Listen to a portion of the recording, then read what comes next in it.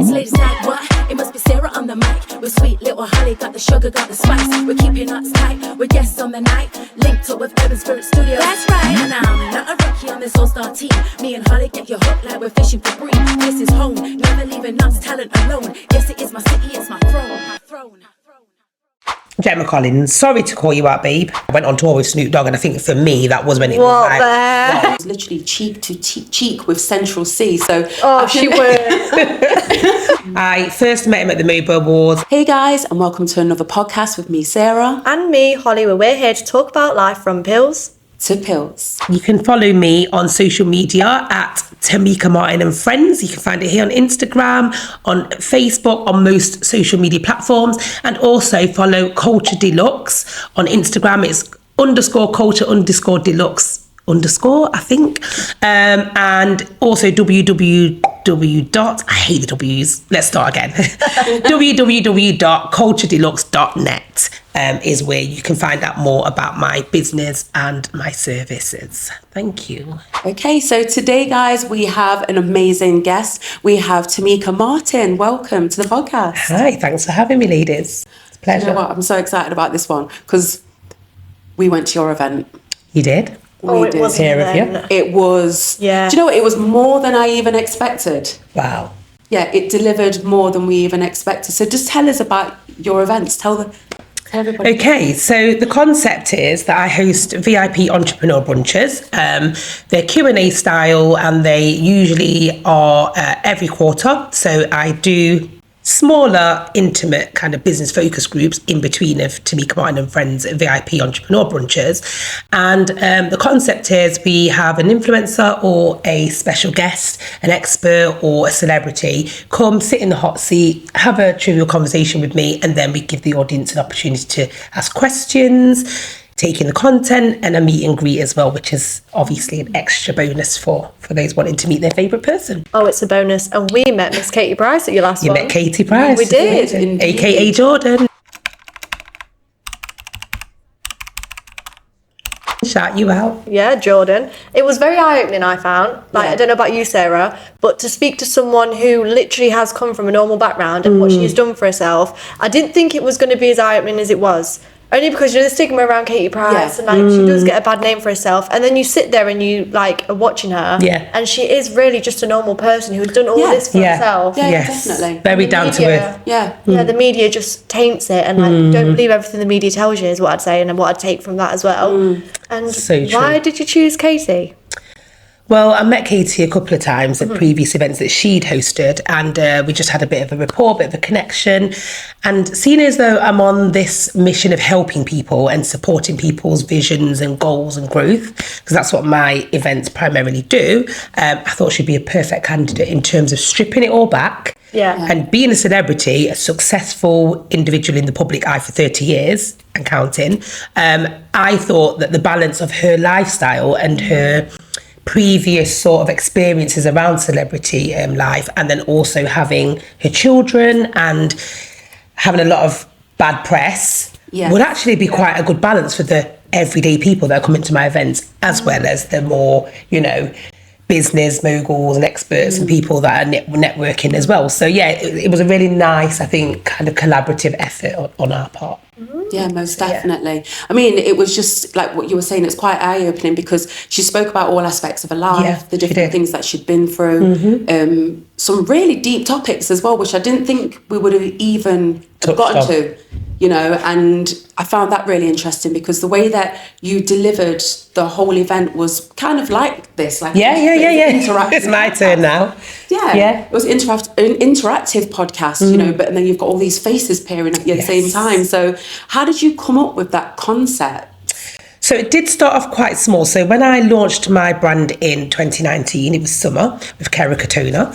It was at All Bar 1 in Nottingham, and I did it as an invite-only event. So I purposefully picked out the kinds of people that I wanted to kind of mould into the mission, and then obviously utilise that as a bit of a springboard into getting the kinds of people from certain demographics to kind of join the movement, as we say. And it was about 150 people. It was really intimate. It was quite nice. We had a similar concept. So we had Las Vegas Showgirls, had the live band, Half Cut. They came again and joined us at the one with Katie Price. And we had like a saxophonist again. And we had some entertainment, and it was really, really good fun. And I think people liked that they were coming out to a red carpet event. They were being fed and watered. You was ticking all the boxes, Tamika. Fed and watered, entertainment, meeting our celebrity or favourite guest, and networking with a difference because of the kinds of clientele that are coming to my events. So it's not your average Joe Blog. Doesn't matter if Joe Blogs want to come, but primarily it's all about kind of people that have a lot to offer in terms of cross marketing and building together on several different business concepts. What was it like meeting Kerry Katona? Oh, and she's still a good friend of mine. Is We talk she? every now and again, Nice. yeah. And her daughter and my daughter are friends. They talk a lot on socials and stuff. Hi, Kerry. Shout out Heidi and shout out Lils. But yeah, no, I was with Kerry a few weeks ago, actually. We went to an event in London. It was kind of like a launch for a new TV channel, and she's getting into kind of acting and TV stuff now. Really? And a That's daughter good. and podcasting and things. So it was nice to catch up with her there. But yeah, again, very down to earth, lovely. What you see on the tin is what you get. And just kind of like relaxed and motivating at the same time for the people that want the rawness. Because it's all good having a professional edge and being all kind of like business focused and stuff, but people, when they go to networking events, expect that anyway. But when you get a bit of a change and a difference, I think people like that, and that's what will keep people coming back to my events. You definitely gravitate more towards that. If you feel like you can relate to somebody a little bit more, Absolutely. it seems less, it seems more achievable. Because Because you know what, if they can make it, then so can I. Because that's and they're still making it. It's still relevant. And that's what changes people's lives as well. That it little does. one-to-one meeting with, like, say, Katie Price, someone could have looked at that and thought, oh my God, this woman understands me. She's just like me. She's treated me like So a normal true. person. Yes. And because of that, I want to change my life. Is Is that why you started this? Well, yeah, I mean, from where I'm coming from in terms of, I've not always been in business. I've been in business for the best part of 13, 14 years. But before that, I was kind of just doing your usual 9-to-5s and, being a mother to my 4 children and doing all of that kind of thing. So my life was very simplified. And obviously I took a fancy to getting into radio. That's my background, events management. And from the back of that, again, combined the speaking side of things and the organising events. Hey ho, we're coming with Tamika Martin and Friends. And like I said, because I didn't come from that world of kind of like media and being out in the public domain, it just goes to show, it's back to that story of you can be whatever you want to be and you can do whatever you want to do. If you dream big, it's not unachievable. Because here we are, we're talking about it now today. Yeah, so that's true. Yeah. Well, how do you find it though, being a woman in a very male-dominated industry? I've had my ups and downs with that. Yeah. People gravitate to me naturally anyway because I'm quite a good talker, I'm very confident, I'm easy to communicate with, I'm quite a happy-go-lucky person. So in that sense, it's been like a walk in the park. But then the difficulty is, and I'll talk about it openly, I've had the same partner for the best part of 14, 15 years. It hasn't always been easy trying to get him to understand that these relationships are platonic, they are professional, there's boundaries, and I am in a male-dominated industry, I can't help that. So I'm here to kind of, raise the flagship for the women and the ladies that want to, again, dream big, do what they want to do, respectfully, but kind of get men to understand that we actually have a part to play in society, communities, the world, whether on a local, regional scale or globally, and that's what I'm kind of pushing for as well. I mean, like touching back on the relationship, like with your partner, what are the main things that he has the problem with? Is it because you're having to connect a lot with a lot of males, and maybe from a male perspective, he's thinking, I know what men are thinking? I've never really asked him that. It is that sort of thing. I've never really asked him if he's thinking how a man would think, because I'm looking at it from a woman's perspective with pride and obviously, some sort of kind of respect, self-respect. So I'm kind of like, when I'm speaking to guys, I don't ever give off a vibe that I'm approachable in the sense of, hey, talk to me kind of thing. I'm literally going into any meeting or any collaboration or conversation being that I'm somebody's wife, fiance, wife to be, and thank you, and that's my composure, and that's how I expect people to respectfully take me as I am. So, and I do think that's a perfect way to be as well, because we talk about this a lot, don't we? And we find that you literally, just as a female in this sort of industry, you can be talking with people, connecting with people, and for whatever reason, a lot of guys see it as a come on, and it's not. It is hard. Yeah. It's hard. And it's having to be so, like, even more professional and having to, put on that, not a hard face, but you're having to be a little bit tougher. Let them than know. you naturally would be. Yeah. So I do get that, how it could be maybe a little bit coming to loggerheads maybe with partners or other people not understanding it. Yeah. His thing is, because he does come to a lot of things with me, but if he's not come in, he's just got to take the chance that whatever I say I'm doing or whatever's happening is so, and I think it's just not having any control. Not that he's a control freak, but he doesn't have any control of what my next move's going to be, where I'm going to be, who I'm going to be talking to. So I think he does struggle with that generally, but I've been doing this for a long time. I'm going to be doing it for a long time. We have been together for a long time. Yeah. And he isn't going anywhere and I'm not going anywhere. Exactly. So just make it work. I think it's integrity as well. It is, And yeah. I mean, I've been looking at some of your photos and I saw one of them, you was literally cheek to cheek with Central C. So she was. It happens. So I can get it. I do get it. But obviously, you do come across a lot of celebrities. I do, yes. And how do you find that? Do you get quite starstruck? Like, obviously, Holly's like... I want to know about the Central C one first. We can talk about that. Met him a few times as well. But when I first kind of got into this world, I used to get a bit starstruck even with an interview. Yeah. So, for example, when I worked at What's Up Radio many, many moons ago, I interviewed A. Marie, the R&B singer from America. It was a very long interview I'm trying to still retrieve that content. It's got lost in a bundle somewhere, but I'd love to hear that back. It was for about an hour and a half. It was really kind of casual. It was talking about the foods we like to eat and places we like to visit in the world and all that. It was just so nice. Wow. Very friendly, very conversational. So I was a bit starstruck then. And then I got invited to go to one of her events, which was at Glee Club. She performed live there and I went to that as well, and it was all like backstage and everything, and I was like, oh my God, I can't believe this is happening to me. Is this really happening? Some people were like, A. Marie, who's she? Or A. Marie, like I don't get the hype, but you'll know when I listening to A. Marie. Your face is like, who is that? Not Central C. Amazing R&B singer. She's flawless. Yeah, she's beautiful as well. Show me after. Yeah, you'll know some of her songs. It's this one thing that kept me. Yeah. What a banger! Oh my God, you met her. Yeah, she's a dancer as well. Oh, wow. And then I, after a few months of doing radio, managed to get the opportunity to interview Mr. Vegas at an event that he did in London. I've still got the content for that, and I was kind of like blown away. And then I went on tour with Snoop Dogg, and I think for me that was when it was like, Snoop Dogg, shout out, big things is happening. Oh yeah, exactly. God. I love that when it got to that point, it was like big things are happening. Big things are happening. It just catapulted into we're in new territory now. What's Snoop Dogg like? He's amazing. I spent a bit of time with him. Very chilled. Real life, very chilled. Not arrogant. He sometimes comes across on his interviews and things. I've seen him on things like Drink Champs and stuff. Not arrogant, but I hold my own. Yeah. Nobody's going to be telling me anything.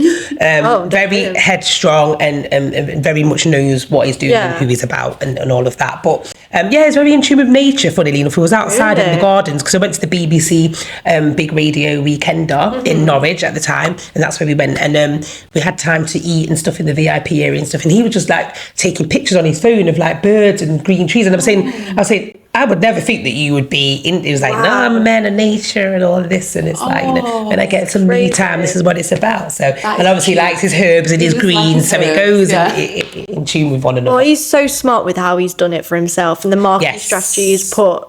Yeah, he's got cereal out now as well. Yeah. Or something like that. It's interesting. He can do whatever Master P. Anything he wants, he can make a product. He can. It's crazy. I think it's just because he's so phenomenally well known. Yeah. It doesn't matter even if he builds some socks tomorrow with just the Snoop Dogg logo on. Well, his identity is so solidified and strong that he's a brand in himself, so he's done amazing with it. take note, people. So you basically just attract celebrities to you. I do, and I think I think the more I go, the more credible I become, and the more reputational I become, because obviously I'm not just in a crowd saying, "Hey, come and talk to me." Wishful thinking. I hope you see me. I'm actually meeting these people and doing things with people, so it again builds my portfolio. And because I'm doing this Tamika Martin and Friends brand, it's very helpful to build my roster as well, because obviously I need to have contacts and communication with people on higher levels if that's the way we're going with this. So Well, again, when I've been looking at your photos, I saw that you have met Zizi Mills. Yes, and at the MOVO Awards. She was on Big Brother, and I was a massive... I've not watched it. I wanted her to win. And I don't even know what was happening with The thing is, I knew she wouldn't win. I know it sounds awful, but it's a little bit like, it was probably a bit controversial to say, but I just thought, as a female, she probably...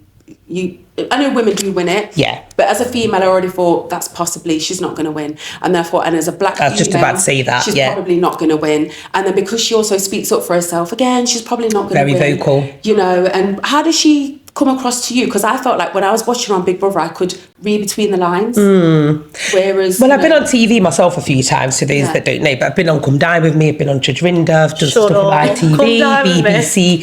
Horizon. So I know that you've got to play into the game a little bit. So obviously she's going in as herself because she's very vocal and outspoken. However, some of it, because it's a competition, she will have to put on some sort of act to be noticed and to try to win. That's why she's gone on. So you need that competitive edge, and I think she does have that, and she has that quite well. So my take on it after meeting her is that she's just a sure of herself type of person, and I don't think there's anything wrong with that. No, they're the best kind of people. I aspire to be like that one day. That's what the journey I'm on with myself. I don't think anyone can knock her or steer her off her ship. She's sailing and she's doing what she does best. Would you say that you're a very confident person? Absolutely. Yeah. What gave you that confidence to be able to just go, like, this is who I am, this is what I'm going to do, and I believe in it, and I'm going to go ahead and just do this? I think I've been like that from as long as I can remember being me, which we're dating back a few moons ago. But I think I've always been somebody that's not shy and wants to be seen, within reason, of course. But even in school, in the classes and stuff, I had lots of friends. I was very popular. It's like, we want to be with tea kind of thing. And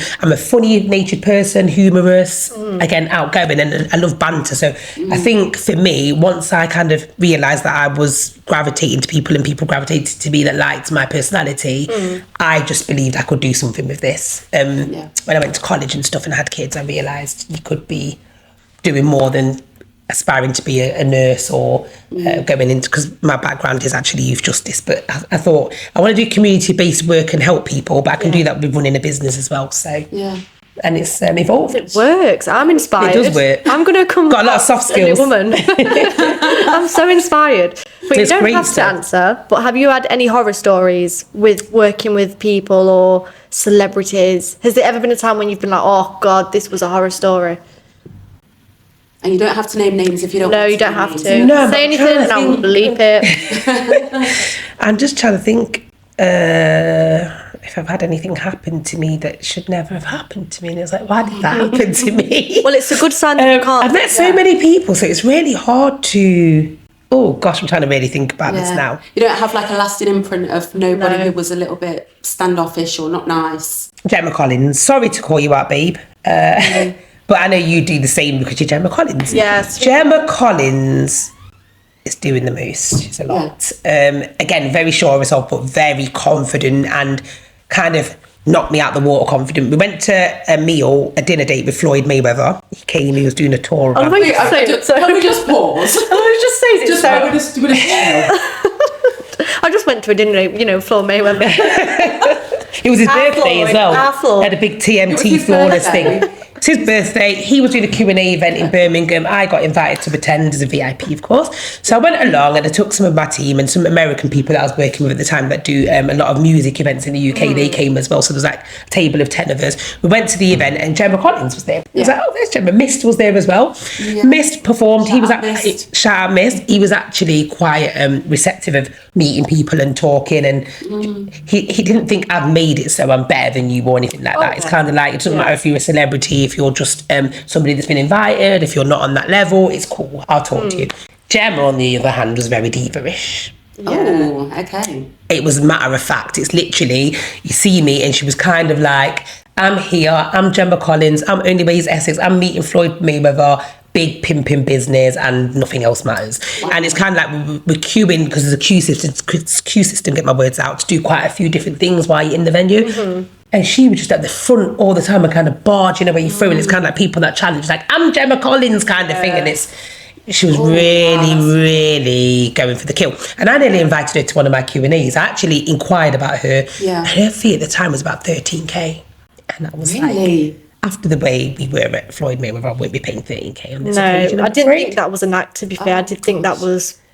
Oh no, she's the thing is, on TV I watch her, like I've watched some of her, like she did I think MTV Cribs or something like that. She's got a lovely house, and I just like the way she's always been looking for love and aspiring to be the better version of her. Sometimes when you hear her speak, it's like I could actually I could get with that, but meeting her in person and actually standing back and seeing how she was behaving, my eyes were like, wow, you too. Well, I did see like a little interview with her the other day, and she was talking about how literally she only wears she wears one pair of pants one time, that's it. So every day it's always a new fresh pair of pants. Of that same pant? Or... I don't know if it's the same pant or the same brand, but she will never wear them twice.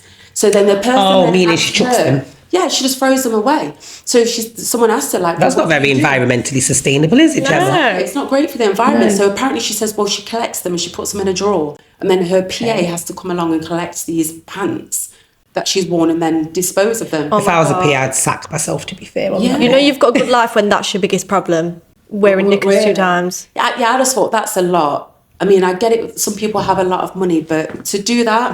That's ridiculous. Yeah, I thought that was... I know. A bit extra. It was very extra. It was very Gemma Collins. Yeah, absolutely. She really is outlandish. Yeah. Who would you say that you've met then that is kind of giving you that opposite thing then, so that you maybe thought they might be a little bit standoffish, maybe, you know, they're so famous they probably wouldn't come across nice, but they've actually shocked you and gone, you know, you've really got on with them or really like them?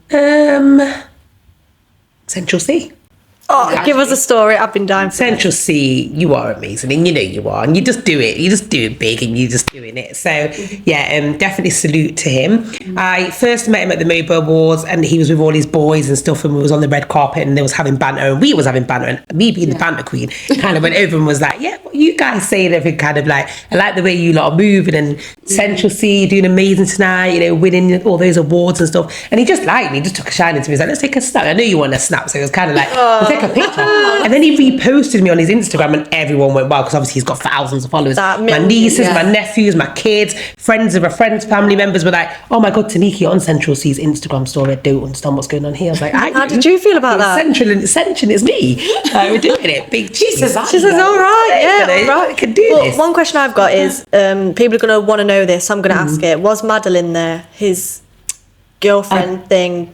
I think she was at the Brit Awards, so I've seen him again at the Brits last February, and I think she may have been on a table where he was. I didn't get to speak to her. He blushes a lot, so there was with my daughter, and I was with my daughter's cousin and a friend, and they were obviously Central. My daughter's met him before as well a few times, so she was like, oh, Central C. But the cousin was like, oh my God, Central C. Yeah. So it was like, okay, right. We'll be get like a picture. Trying to compose myself. I'd be like sorting out the eyebrows before. Okay, so come on, Central. I've been doing the lip liner 5 times over that my lips will be up to my nose. Fixing the hair, doing all that. So I guess, come on, Central, let's get a selfie and all that. So we took a few pictures, and he's so cool. He looks like my nephew as well. I've got a nephew, Kais. Shout out Kai. He looks a lot like him. I'll show you a picture of him in a minute. But I was comparing him at the time. I was saying, my nephew looks so much like him. He was like, is it really? No, don't lie. Don't mess up. I got the picture. I was like, no, Ra looks like man still. Yeah. It's got the like little blush and the, he's ever so cute. And then I've got a really good friend who's also a business partner, but he basically, he's a road manager for a lot of artists like Chris Brown, Donald Jones, Central C. His Egyptian's cousin. I did a tour with Egyptian in Nottingham a few years ago. It was about 2015. So he came and he bought Stylo G and was all there, and it was so much fun. And he took Central C on tour recently. I think they went to, it might have been LA or Greece or somewhere. And he was taking all these pictures. He was sending it to me like, it's my time, that's my turn. Like, I was like, check you out. Can't you get me, got +1, get me there as well. But yeah. That is so amazing, because obviously you beated all these celebrities, and I just want to bring it a little bit closer to home. Yeah, sure. So I'm a bit far away. The close celebrities that we know is Young T and Bugsy. Yes. Yeah. And I hear it that you used to be their manager. Weren't you like was it their manager? Kind of like, it was a bit of work kind of around the PR marketing element. Right. So what I was doing when I was hosting my own music events, I used to invite them and always put them on as a headline. Yeah. And first it was just Young T on his own, because he's actually a family member. He's my daughter's cousin. So I already had a connection. Honestly, you are full of... I don't know, when's it going to start? It's never ending. But that's why I'm kind of caught up in this realm, and I'm not in a bubble, I'm literally just there. It's the way it is, it's happening. But his mum went to school with me as well. So separately from him being related to my daughter, because it's my daughter's dad and his dad, the uncle and nephew. So I was already in the realm with his mum. So obviously when she had him, and then before he was famous, they grew up and everything in the same area as me and stuff. And naturally, when I heard the music and what he was doing, and he makes beats and he's just an incredible, talented young man, I thought, I'm going into that realm as well with the kind of hosting and the radio stuff. So let's kind of do something. So we kind of fused in from there. And then obviously I interviewed them on radio a couple of times. I did live music events at Elia Casino, via Fossa and stuff. And Young's Teflon came to be the headline act. And I did another one at Elia with Nadia J, who's blowing up on BBC One Extra. She's doing the most. But back then she was just a little radio host doing a little thing on, I think it was called Bang Radio at the time. But then, that again, just kind of like, oh, wow, interesting. And then as they moved along, we used to do carnivals and things, and they used to put them on and do all that kind of thing. So it was more of a kind of pushing and driving to help them, steer them. I'm really, really happy and humbled that I was a part of their beginning journey, that I was able to kind of harness what they was doing and be a part of, hopefully, their story if they tell it one day. But I think they should. I mean, how did you find them as young guys working with them? Did they have a bit of an ego? No, they're still the same now as well. Like when we link up, I went to the all-white party at the... get my words out. Sky Bar. I went to that, and it was amazing. I went with my daughters again. Got an invite, and I've been to a few of their birthdays. Young T's had a few birthdays and things. Get invited, and they're just lovely guys. But they are easy to get along with, and they don't let fame go to their head. They've done quite a lot. When they have that TikTok viral situation with Strike Me a Pose and all of that. Don't Rush as well. Yeah, with Busta Rhymes. Busta Rhymes. I've worked with some really interesting people. Amazing, as well. because I saw them. Chronics. It was at Rough Trade. Yeah. And my children, because they were brought up in Spain at the time, they didn't really know who's who and what's they what. heard some of the songs, but they didn't really know who they were. Yeah. And we came over and went to Rough Trade, and it was really intimate. And from that day, they were like, we are fans. You got to be, though. Yeah, and they were brilliant. They were absolutely flawless. The way that they performed, the way they interacted with the audience members. Oh, they're amazing. Someone fainted at the time. Wow. They said, stop the music. Give us some space. Is she all right? Oh, that's brilliant. To do that. All of that. And then afterwards, they took the time. Wow. Had photos with everyone. And I've got so much pictures with them. Yeah, they are. So sweet. And I thought, I wonder if you're this sweet in real life. No, they are. But they really, they are. seem like that. They've got manners, and they know how to good present people. Not themselves. let me get to their head. Yeah, no, they haven't. And also, they always come back home, which I love. They put on a lot of events in Nottingham for their communities, and they interact. They go on podcasts, local podcasts and stuff, and they just pay homage to be from Notts. I love it. Well, I remember you guys in, You have to. I was at prom, so I was leaving school. What school did you go to? Bleep that. Someone did a tweet and said, if this gets so many likes, can Young T and Bugsy come to my prom? It got the likes, and they came to their prom. Wow. And that was like the rave where I was from. That was like the news. Everyone was going crazy because Young T and Bugsy was like at our school. It's crazy. Oh, that's incredible. I know, and like not a lot of people would do that because they don't care about coming to a kid's prom, and they did that. So listen, my mum's nearly 70. My mum's met Young T and Bugsy a few times. When you talk about all rappers and people that you meet, she doesn't know like Snoop and mainstream people. But when you start saying Central C and stuff, it's like, who's that? But when you say Young T and Bugsy, my mum actually goes, oh yeah, because Young T and Bugsy, I was driving the other day and them come on in my car, and it's like, all right, mum, get you. Knows a couple of the words and all that. Oh. It's so cute. So yeah, they're touching all borders. They've got like lots of different age ranges and different kinds of time for them to come back. Is what I say. Yeah, definitely. They're doing big things, aren't they? They are. They've just released a new album or mixtape or I don't know, a single or something. But I think it's waiting for a drop. But that'll be Absolutely amazing for Nottingham artists. I love it. Yeah. So what things have you got coming up next? Interestingly, so I've been doing quite a bit of travelling, and I will be doing quite a bit of travelling this year because not just, but I'm also a travel agent, and not a lot of people know that about me. But That's good to know. Yes, I'm a travel agent, and I've been doing it for about 2.5 years. And what I've done is I've added it as an extra add-on as a service to my businesses. So as well as having Tamika Martin and Friends, I also head up a multifaceted business which specialises in PR events and travel management. The travel management is for corporate planning and itinerary planning, so that's what I do. So I factor in people's trips and, build a whole thing from start to finish. So that's what I've been doing for myself. Hence I went to Turkey the other day. I'm going to Croatia to a private island in July to look at some space for a retreat next year. Got an event in Portugal that I'm going to be, we're actually supporting that event, so that'll be great. It's a weekender. And just lots of little things happening in between, but for me it's just about building my brand. I've got a new brand, Culture Deluxe, Culture Deluxe Limited. If you want to know more about that, you can Google it. And I'm going to be kind of going down the route of more corporate-y, kind of boutique, luxurious kind of thing. It's very lifestyle led, so everything that I do I'm conscious of in terms of where I'm going to, the people I'm around, and the people that I'm going to be meeting. So yes, it's interesting. Have you got any celebrity events coming up? Well, I have. I've got more Tamika Martin and Friends events coming up. There's one, a bigger one in July again. Hopefully we're in talks with Woodborough Hall, which is a grade 2 listed building. So hoping to have a garden party this time. Ooh. So all black again with a hint of colour. And so we'll have like a drinks reception in the conservatory, and then a garden Q&A outside of entertainment, and lots of things happening. So that'll be a day party again for the professionals in and around.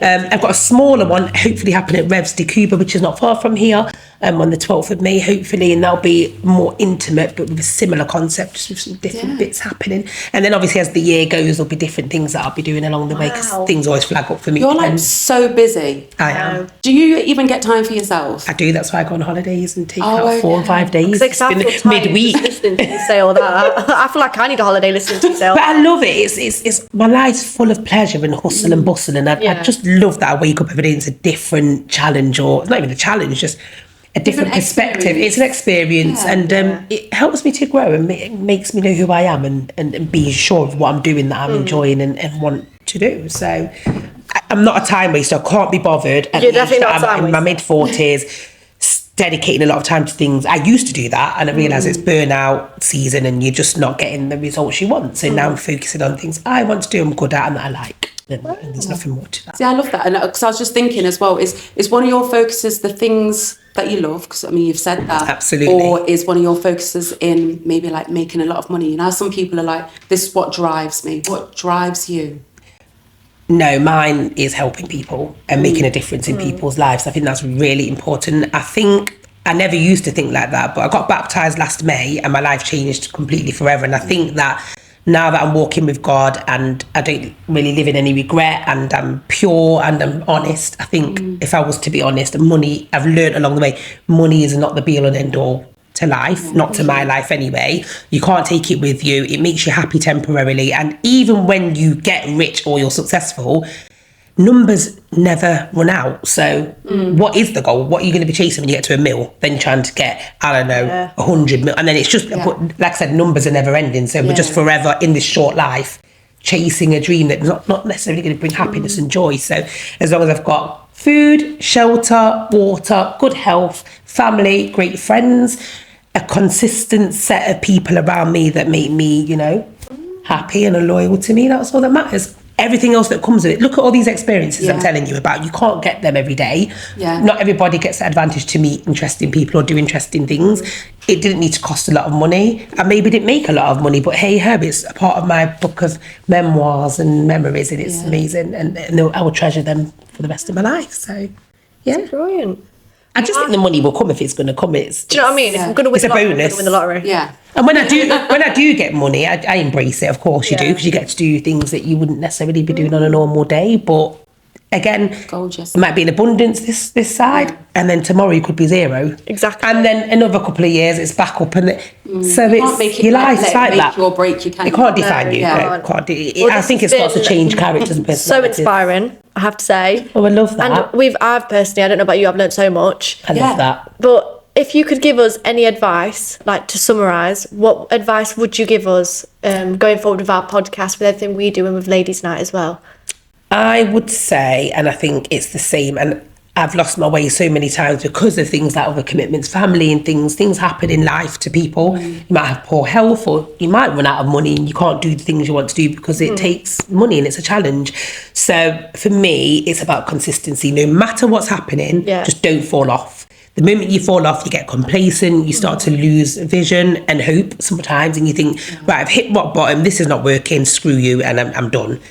Yeah. Just don't, and people can actually get into your head when you get to that point telling you, oh, it's not working, or it's too much stress, and if I was you, I'd leave it out. I've heard that so many times. I was gonna say, but you have. And those people, you need to put on mute. Yeah. Literally. Yeah. You're going to get them, and as you grow, you will get a lot of haters, you'll get a lot of people kind of, again, being a little bit kind of like, don't you think this is taking up a bit too much of your time, or why are you doing this, and it's not really paying you, and it's not really forget all of that. You're doing what you love, you're doing what you're clearly enjoying, and for me, it doesn't matter whatever you put your hand out or your heart on, just pursue it and be consistent and dream big, because that's where I'll sleep well tonight. I'll sleep well tonight. It's not wishful thinking, because I think a lot of people think when they hear you, or they think, oh, you said you're doing this and you're doing that, and then when you do it, it's like, oh, okay, really is a whole, like, you said you're doing a red carpet event and you said these people are going to be here, can't wait to see it unfold and unravel, and then when it does, it's like, oh, and then now we're onto another pedestal now, and it's like, who's next? Well, you never know, it could be, I don't know, Idris Elba next year, it could be an interesting person from the royal family. And it could be us going on tour with Snoop Dogg next time. Well, this is it. Could be Kanye West. I love him. It will be. I love Kanye West. I love him. Well. I'd love to get him in a room and be like, so tell me. What do you think about him and his relationship, like with his new wife? Very outlandish, isn't it? Yeah, do you think it's very outlandish? Do you think it's all for TV? You know, it's kind of stay relevant, or do you think that's just him? I think it's stuff. It's just him, but I'm trying to work out if he's actually in love now, because it's been quite a bit of time and they spent a lot of time together, clearly. So could they genuinely be in love? I think his heart is with Kim, and I think that will never go away, because I think you can define love in lots of different ways, but I think it was evident to the public and to even themselves. The love was real, but it just wasn't going to work, and even the kids weren't going to keep them together. And I think he's trying to replace that, mimic it with this new woman, and it's never going to really be Kim, but you'll do, kind of thing. I think he's doing it on purpose, though. I think that's what he wants. I think it's a little PR stunt for him. There'll be something coming out. But I thought that in the beginning, but now I'm starting to think the time that's been spent as if and you're married, you actually are making it work. Possibly. Will it last? Is another question. Who knows? Will it last? Probably not. It's Kanye West. Well, exactly. He can have me next if he wants. Hopefully he'll be with us doing a podcast at some point. That'd be really, really cool. While we're on the move. Imagine. Be amazing. Let's speak it into existence. Let's manifest it, ladies. Manifestation works. It actually does. Well, I'm a big believer of vision boards and things. Like, you tell yourself you're going to do something and you'll do it. I actually say it's done before it's done. That works for me. People might think it's crazy, but it just works. I've already told myself I'm there, I'm doing that. Because then you know you're going to do it. Yes. So you will do dedication. it. It's like manifestation. People say like, oh, I manifest it, it's just going to happen, the universe is going to bring it. But I see it as, if you manifest it and you tell yourself you're going to do something, you've mentally prepared yourself, so you will do it. It's not like it's just going to happen, you just will do it. You've got to believe it as well. Because a lot of people, they're not really spiritually connected or aligned, or they're not thinking out the box. They don't believe in a lot of things, so they're blocking that. And they'll go to this route or that route and say, oh no, I don't believe in luck, I don't believe it's all of this, and it's not fate, and they blocked a lot of things, so they've already put that barrier up. Whereas for me, I'm a bit open to, well, let's see if that could be the reasons, or that will work. So definitely. We have to be more open to things. Absolutely. This has been like therapy, and I've loved every minute there, honestly. I love it. I love that I could be on your platform today, ladies, and share some insights. Thank you so much for coming. And we'll definitely have you on again, because I think we've got to speak about the other parts that you have. Obviously, like your new venture that you're going into. And I think that would be absolutely fabulous once you get that all up and running. And we'll bring you back in. And I might have to bring you girls to my retreat in Croatia next year. You can actually visually cover that. That would be amazing, wouldn't it? Yeah, we will visually cover that. That was on tape. We've got an ad up. Yeah, that would be cool. I'd love that. Love it.